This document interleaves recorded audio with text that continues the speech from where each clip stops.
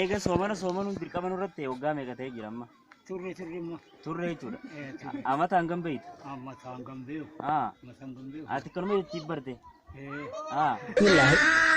Egaa soomanuun dirqama nurratti amata meeqa ta'ee jira? Amata naduras warra naduratis akkanuma soomana akkanumatti soomane malee amata lakkoyne gab. Amata lakkoyne? Ati hin beeytu jechuudha. Hin beeyne. Hayyee gaafii biraatiin si dabala? Nama rifeensa qabu tokko raaduudhaaf daqiiqaa 20 si fudhate. Nama rifeensa hin qabne tokko raaduudhaaf daqiiqaa meeqa si fudhate? Rifeensa qabu daqiiqaa 20 raaduudhaaf daqiiqaa 20 yoo fudhate. Nama rifeensa hin qabne lama raaduudhaaf daqiiqaa meeqa si fudhate? Daqiiquma lama harkumaan akka baddee laalaame. Harkumaan kana itti Kana akka jechuun irra babeetu malis.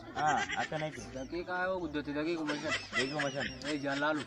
Hayyeegaa qophii iida kana ilaalchisee firoottan keetii fi maatii koon keetiin dhaamsa dabarfachuu barbaaddu kallattiidhaan gaa'ee callashoo irratti uummanni si daawwachaa jira waan ta'eef.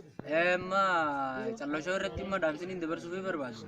Bagee iida kabajamtuu iidal fitrii bara 2014 akka lakkoofsee jiraatti bara 1443. Bara 14 bara waggaa 1,400. Waggaa 1,400 waggaatti 43. Bagee ittiin isin ga'e jechaani warra kanuma rabbii waliin dhaabuuf haa godhu jedhiin dabarsaa. Hayyee galatama.